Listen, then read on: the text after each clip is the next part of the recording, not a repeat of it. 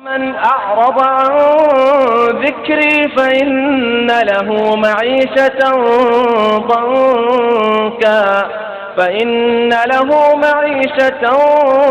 ضنكا ونحشره يوم القيامة أعمى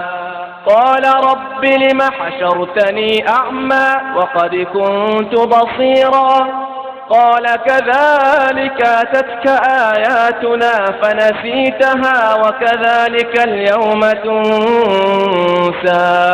وكذلك نجزي من أسرف ولم يؤمن بآيات ربه ولعذاب الآخرة أشد وأبقى.